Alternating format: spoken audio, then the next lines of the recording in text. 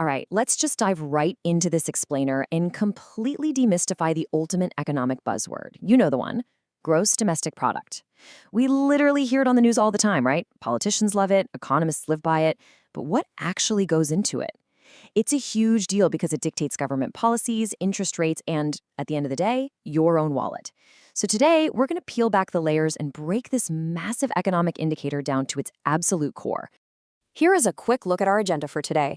First, decoding the economic buzzword. Second, how did GDP start? Third, 3 ways to calculate it. Fourth, tracking trends over time. And finally, number 5, flaws and data manipulation. Let's get to it.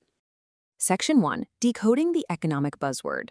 Let's start by establishing exactly what this metric is actually trying to measure in the first place.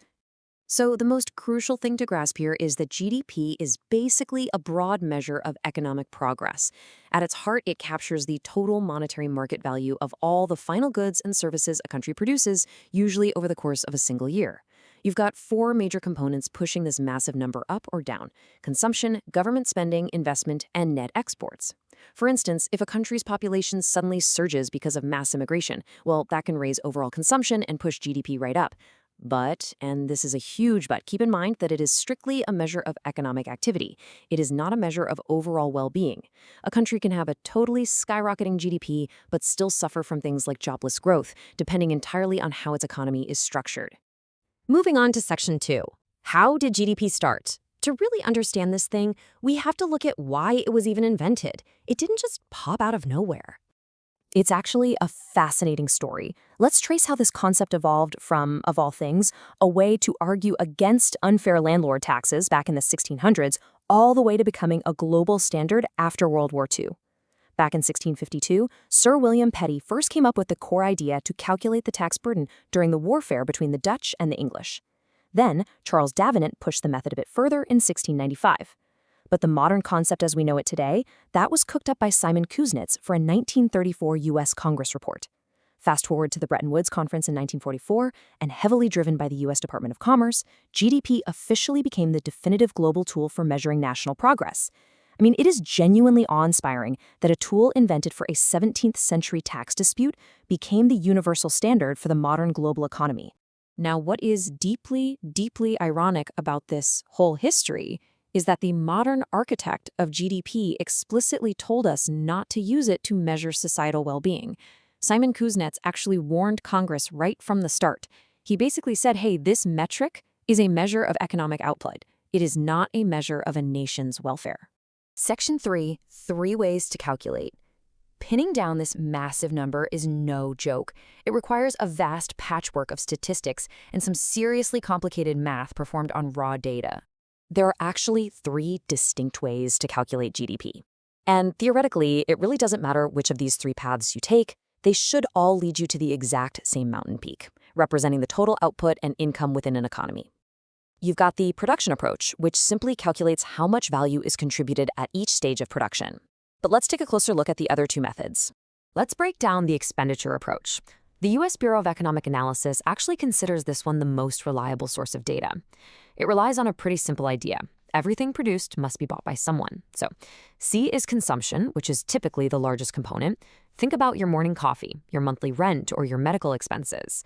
Then I is investment. But crucially, this means physical business equipment, software, or building new houses. It does not mean buying financial stocks or bonds. G stands for government spending, like public salaries and military purchases.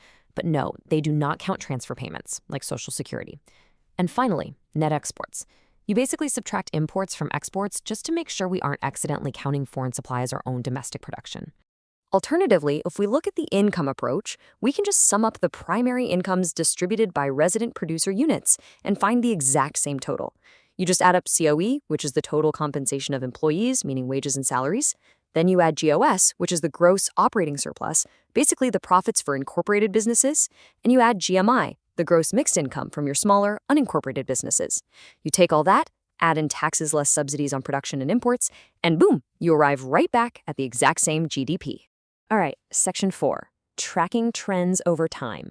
So how on earth do we track these massive calculations over decades without being totally misled? Well, this is exactly where using charts for GDP trends becomes incredibly helpful.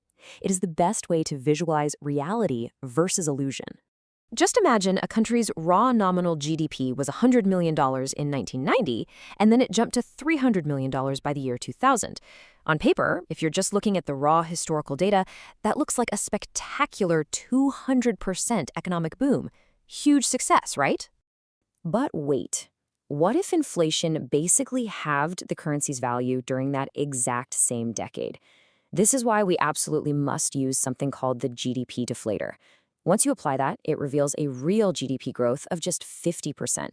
The visual discrepancy there is absolutely startling, and it perfectly exposes the massive gap between raw inflation and true economic expansion. And that totally illustrates why comparing economies over time requires adjusting for inflation. Otherwise, we might mistake rising prices for actual, real economic progress. Nominal GDP just gives you those raw, unadjusted figures at current exchange rates. Real GDP, on the other hand, uses that GDP deflator, which measures changes in the prices of all domestically produced goods and services, to anchor the data to constant values. Honestly, that is the only way year-to-year comparisons actually mean anything at all. Section 5. Flaws and data manipulation. Finally, we need to look at the controversies, the missing pieces, and the outright manipulations of this data. Because as incredibly useful as GDP is, it is far, far from perfect. Despite its absolute dominance as the global standard since Bretton Woods, a 2020 poll showed only about a quarter of U.S. citizens actually thought GDP was the best economic indicator. Only 25%. So why is that? Well, a vast majority of people feel like it just leaves out way too much of the actual human experience. People are rightfully skeptical because the metric completely ignores some major societal costs. When a country strips its forests or pollutes its rivers, GDP literally doesn't care. What about the massive economic value of unpaid domestic work, completely ignored? And perhaps most importantly of all, it entirely fails to account for how wealth is actually distributed among the population. Even wilder than that, the data itself is super vulnerable to distortion. An October 2022 study in the Journal of Political Economy revealed something crazy.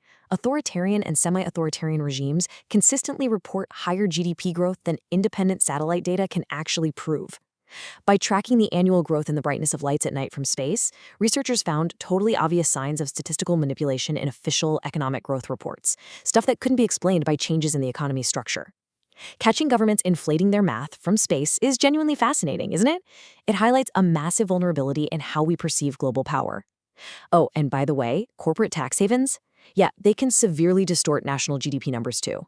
So since it completely leaves out our well-being and can literally be manipulated by bad actors, we really have to ask ourselves, are we finally ready to heed Simon Kuznets' 1934 warning and find a better metric? With alternative economic indicators popping up, things like donut economics, the Human Development Index, and the Better Life Index, how should we truly measure a nation's progress going forward?